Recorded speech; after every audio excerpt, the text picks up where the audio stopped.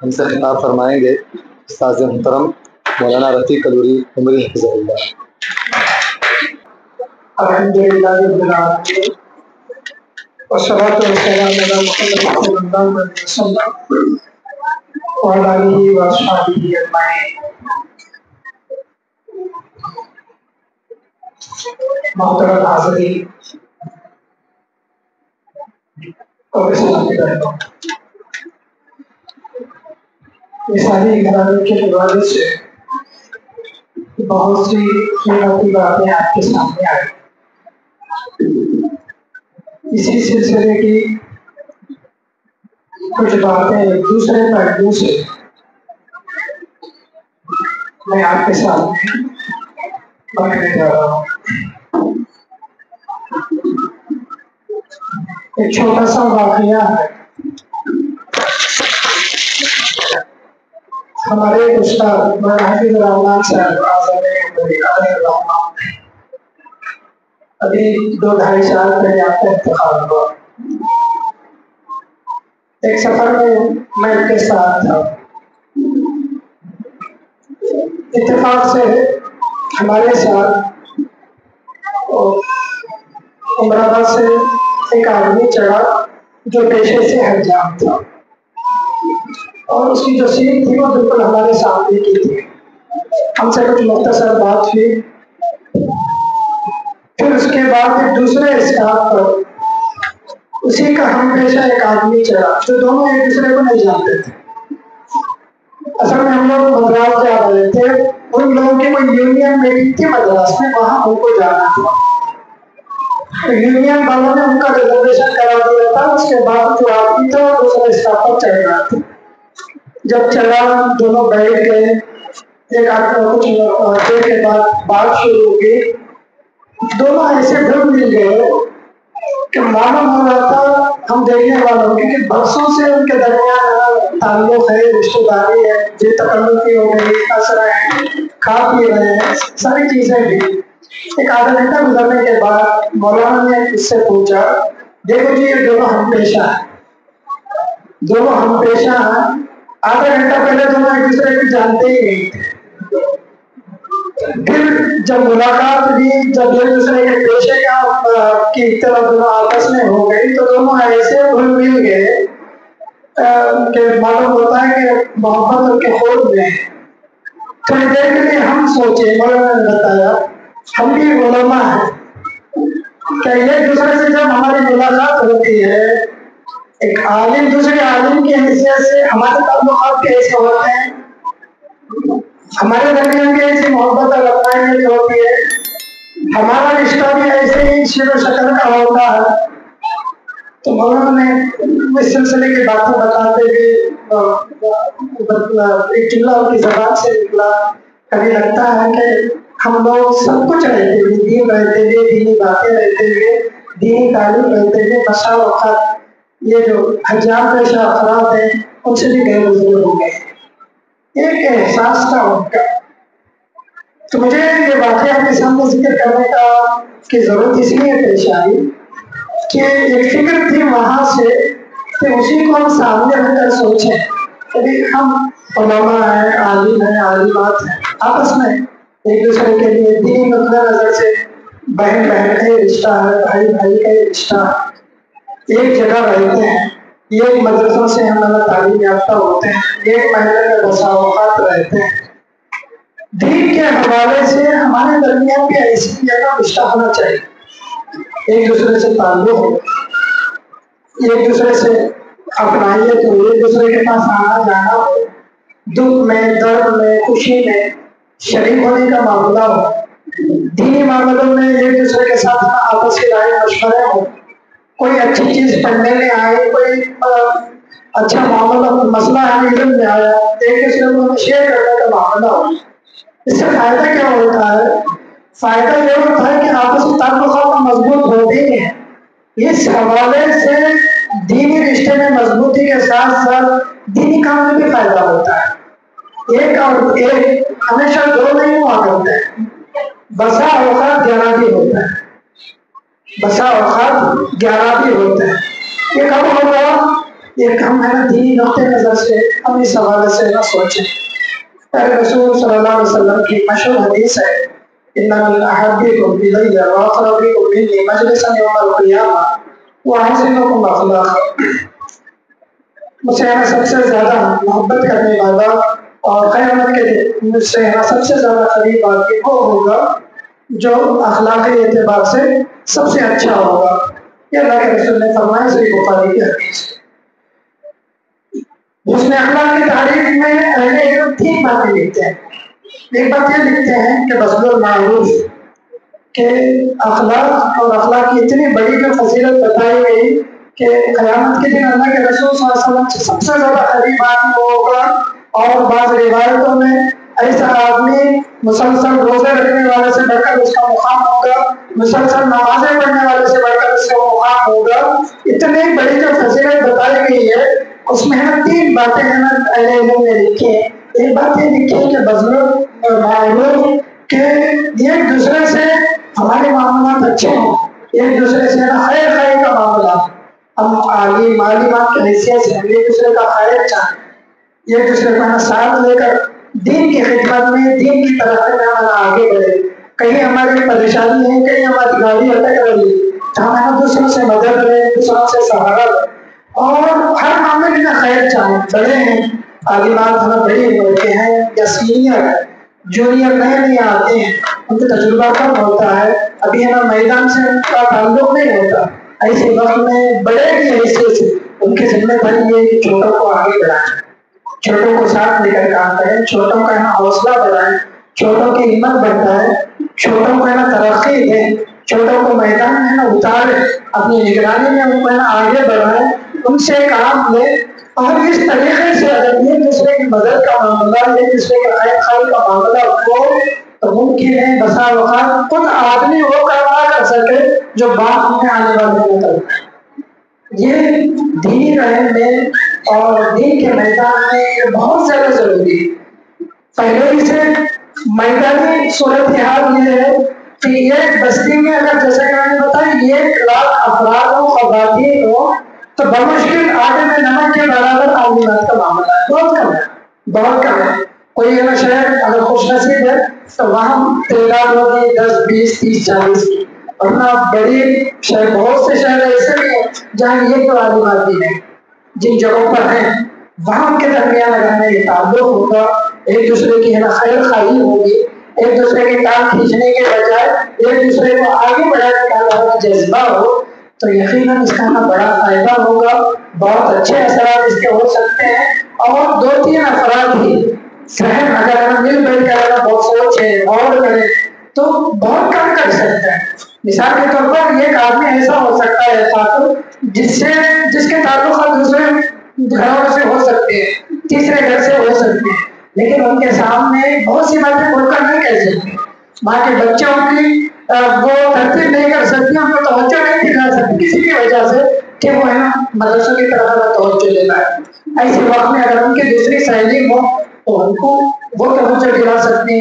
بعض اوقات ہوتا یہ ہے کہ یہ فرق بولنے سے وہ بات نہیں ہو پاتی جو 2 آدمی بولنے سے ہوتی ہے، 3 آدمی بولنے سے ہوتی ہے. کام اسی طریقے سے آگے بڑھتا ہے. گھر سے افراد نکلے، خاندان سے افراد نکلے، وہ مدرسوں میں جائیں، وہاں پڑھیں، تعلیم حاصل کریں.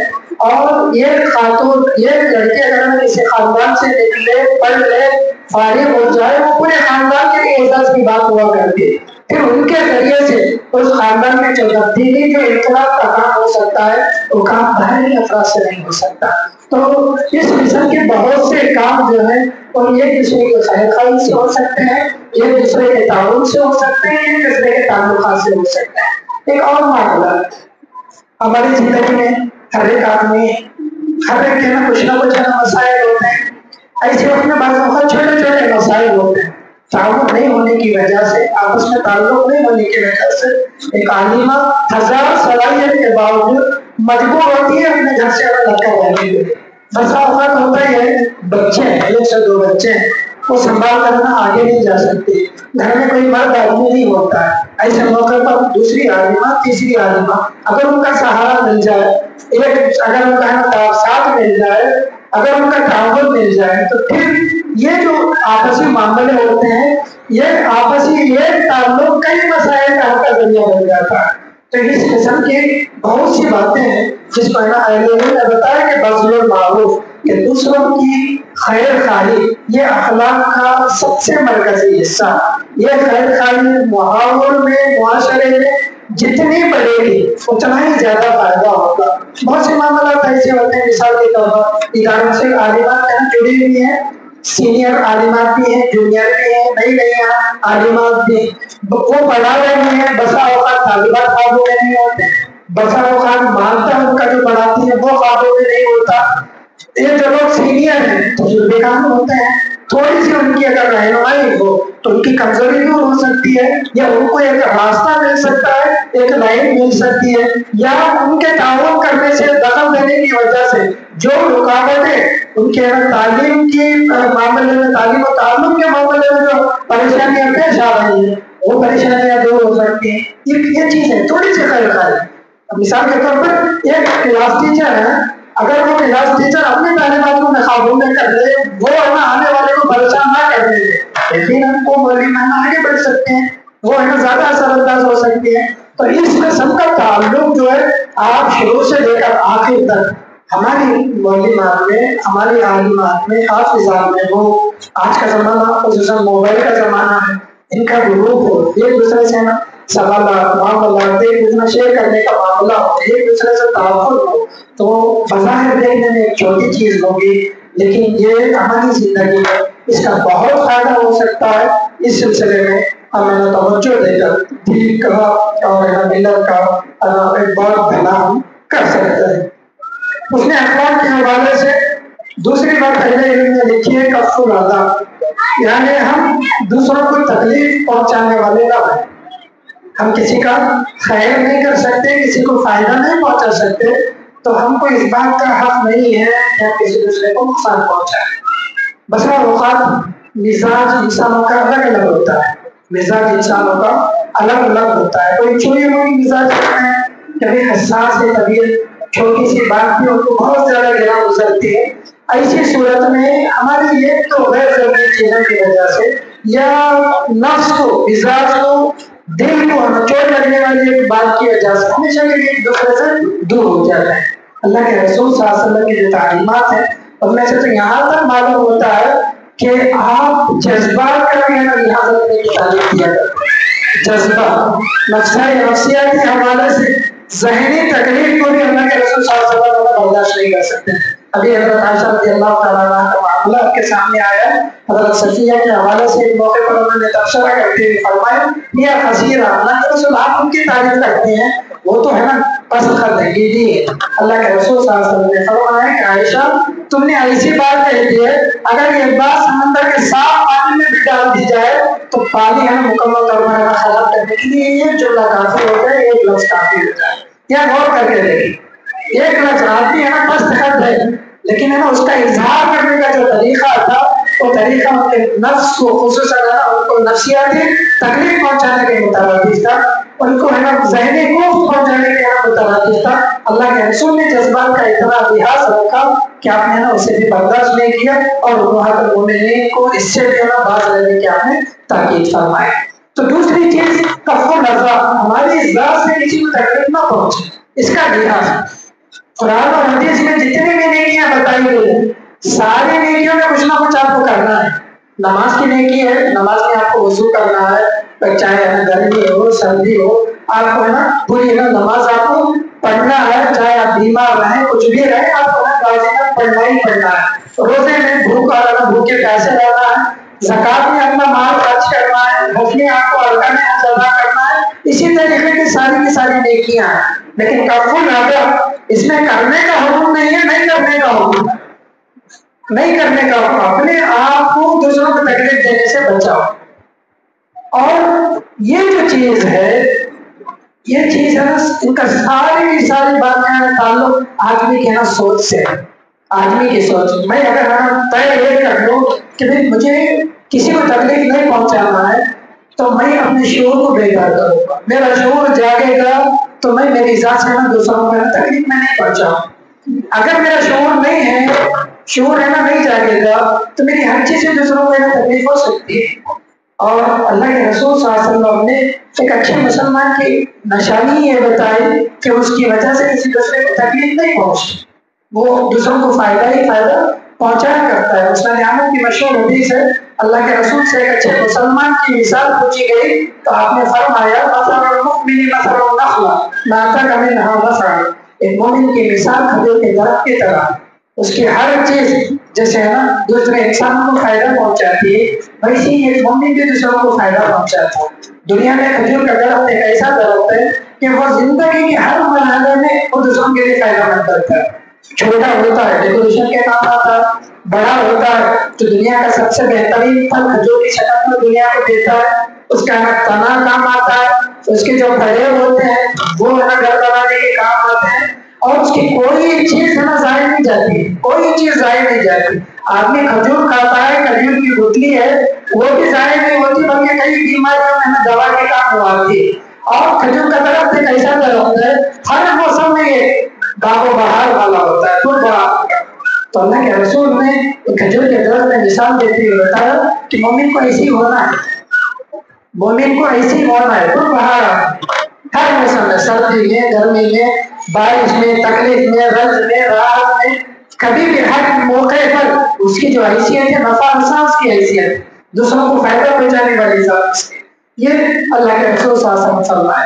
یہ شعور نہیں رہنے کی وجہ سے بدقسمتی سے اس وقت ہمارے پاس ایک اچھے مسلمان کی جو نشانی ہے وہ نشانی بول رہی ہے.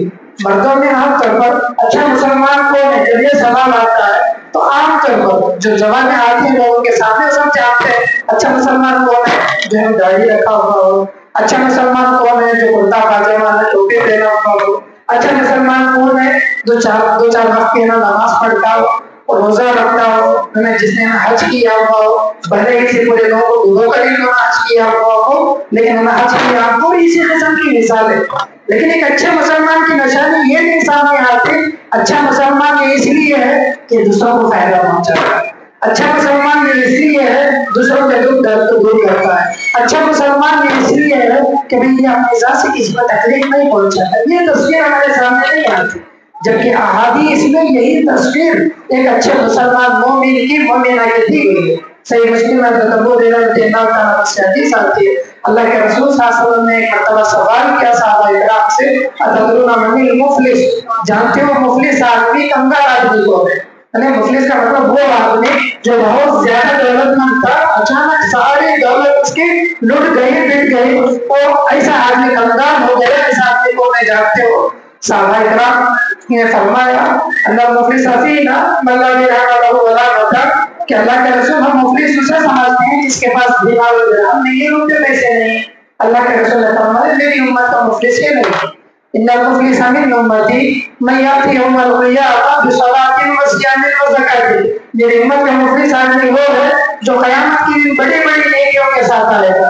اس کے پاس ہمیں نماز کی نیکیاں ہوں گی، روزے کی نیکیاں ہوں گی، زکات کی بڑی بڑی نیکیاں ہوں گی، ایسی بڑی بڑی نیکیوں کے ساتھ وہ آئے گا، لیکن اس کے ساتھ ساتھ دنیا میں کسی کو تکلیف دیا ہوگا مختلف راستے سے.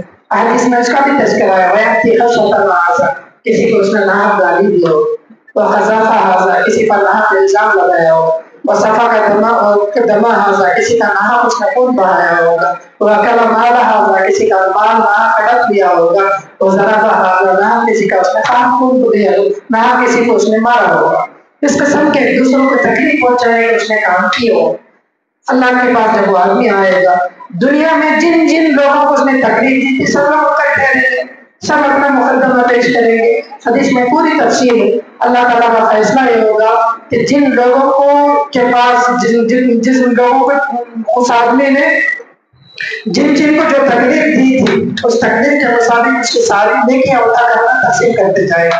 تھوڑی دیر کے بعد اس کی نیکیاں ختم ہوں گی، لیکن جن کو اس نے تکلیف دی تھی اور وہ باقی ہوگی، تو پھر اللہ کا فیصلہ ہوگا کہ اب دینے کے لیے اس کے پاس نیکیاں نہیں ہے تو اس کے گناہ اٹھا کر دینا اس کے ساتھ دوسروں کے گناہ جن کو اس نے تکلیف دی ہے دنیا میں، اس تکلیف کے حساب سے دوسروں کے گناہ اٹھا کر اس کے سر پر ڈال دو، اور اسے جتنی عزت کے ساتھ لائے تھے اتنی ذلت کے ساتھ لے جا کر ڈال دیا جائے. اس حدیث پر ذرا غور کریں. ہمارے پاس اچھے آدمی کی نیک نشہ بھی نماز ہے، روزہ ہے، زکات ہے، حج، اور دوسروں کو تکلیف دینا ہمارے پاس یہ ہے نا، برادری ہم اسے نہیں سمجھتے، ہم اسے ہمیں آئی بھی نہیں سمجھتے، جبکہ نماز روزے کی ساری نیکیاں دوسروں میں تقسیم ہو جائیں گی، اور محض اس غفلت کی وجہ سے جو ہم دوسروں کو تکلیف دیتے ہیں۔ تو بتانے کا مقصد یہ ہے کہ ہم معلومات کا، ہم دین سے وابستہ حضرات و خواتین کا ہمارا امیج اتنا اچھا ہو، ہماری تصویر اتنی اچھی ہو کہ ہم معاشرے کے لیے رحمت ہم بنے، دوسروں کو فائدہ پہنچانے والے ہم بنے، اور ہماری ذات سے دوسروں کو فائدہ ہی فائدہ پہنچے، اور ہم کسی کو فائدہ نہیں پہنچا سکتے تو کم سے کم ہمارا نقصان بھی پہنچانے والے نہ ہو، ہماری وجہ سے کسی کو کوئی نقصان نہ پہنچے، ہماری وجہ سے کسی کو کوئی پریشانی نہ ہو، اگر کسی کی طرف سے دکھ درد ملتا ہے ہم تھوڑی دیر کے لیے صبر کریں اور اللہ سے اجر کی امید رکھیں۔ یہ دوسری چیز ہے کہ دوسروں کو تکلیف نہ پہنچانا، کفر ادا، یہ ہمارے اخلاق میں ایک چیز شامل ہے۔ اور تیسری بات جو احادیث میں بتائی گئی طلاقت الوجہ، کہ بھائی اندر پیشانی سے نا دوسروں کے ساتھ لینا، دوسروں کے ساتھ تعلقات بنانا، خواتین کے ساتھ، اڑوس پڑوس کے ساتھ، رشتے داروں کے ساتھ، گھر والوں کے ساتھ، گھر کے دوسرے افراد کے ساتھ، سب کے ساتھ ٹھنڈا پیشانی کے ساتھ ہنستے ہوئے مسکراتے ہوئے ہمیں ان سے ملنا، اچھے تعلقات محض دین کے لیے، محض دین کے لیے، یہ تعلقات اپنے ذاتی مفاد کے لیے نہیں، یہ تعلقات صرف دین کے لیے، اللہ کے بندوں کو، اللہ کے بندیوں کو اللہ سے جڑنے کے لیے، اللہ سے قریب کرنے کے لیے، شیطان سے انہیں دور کرنے کے لیے۔ ہمارے تعلقات جتنے زیادہ وسیع ہوں گے، جتنے زیادہ آگے بڑھیں گے، جتنے زیادہ اچھے ہوں گے، ہم دین کے نام پر اتنے ہی لوگوں کو جمع کر سکیں گے، دین کے نام پر اتنی ہی باتیں ان تک پہنچا سکیں گے، دین کے حوالے سے اتنے ہی اچھے مشورے ان کو دے سکیں گے، اور دین کے حوالے سے اتنے ہی زیادہ ان پر ہم اثر انداز ہو سکیں گے۔ تو یہ تین باتیں اخلاق کے حوالے سے یہ بہت اہم باتیں ہیں، تین باتیں، بذل المعروف کہ ہمارا نمائندہ ایک دوسرے کے ہم خیر خواہ بنے، کف الادب کہ ہماری ذات سے دوسروں کو نقصان نہ پہنچائے، طلاقت الوجہ کہ ہم ایک دوسرے کے ساتھ خدا پیشانی سے ملے، تعلقات بڑھائے۔ یہ تین چیزیں آج ہماری بہنوں کی بہت بڑی ضرورت ہے، دینی بہنوں کی، خصوصاً معلمات کی اور جو حافظات اور عالمات کی، کہ یہ باتیں ہم ہماری زندگی میں اس طرح توجہ دیں۔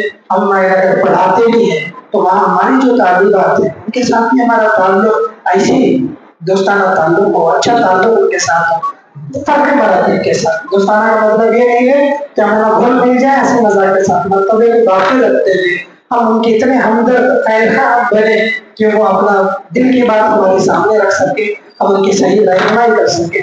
اس حوالے سے جتنے زیادہ خوش مزاج بنیں گے، جتنے زیادہ ہم اچھے اخلاق والے ہم بنیں گے، اتنے ہی زیادہ ہم گھر والوں پر، اہل خاندان پر، اڑوس پڑوس پر، اور ہمارا دوسروں پر اتنے ہی اچھے اثر انداز ہوں گے، اور جتنا ہمارا اثر بڑھے گا اتنا ہی زیادہ ہمارا دین کے لیے فائدہ مند کر سکیں گے۔ آج ہماری یہ بہت بڑی ضرورت ہے۔ چھوٹے چھوٹے مقامات ہوتے ہیں جہاں 4-5 معلمات ہیں، لیکن افسوس کی بات یہ ہے کہ جب معلوم ہوتا ہے کہ آپس میں ہم لڑائی چل رہے ہیں، آپس میں ایک دوسرے سے تعلقات نہیں، بسا اوقات ایسا ہوتا ہے کہ ایک ہی مدرسے سے پڑھے ہوئے ہیں، اس سردار میں جیسے کہ کوئی دوسرا ایک دوسرے کے ساتھ تعلق ہی نہیں۔ یہ ساری چیزیں مناسب نہیں ہے۔ ہم ایک دوسرے کے ساتھ تعلق رکھتے ہوئے ہم دین کے رشتے کو مضبوط کر کے ہم اگر آگے بڑھنے کی کوشش کریں گے تو انشاءاللہ اس کا بہت اچھا فائدہ ہو سکتا ہے، اور ہمارا ماحول بھی اس طرح بہتر سلیقہ ماحول بنے گا، اور دینی نقطۂ نظر سے بھی اس کا بہت بڑا فائدہ ہوگا۔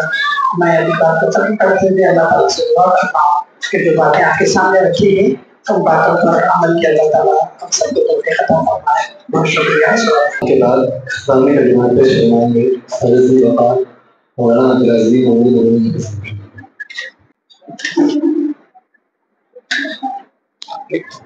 آپ کے کلمات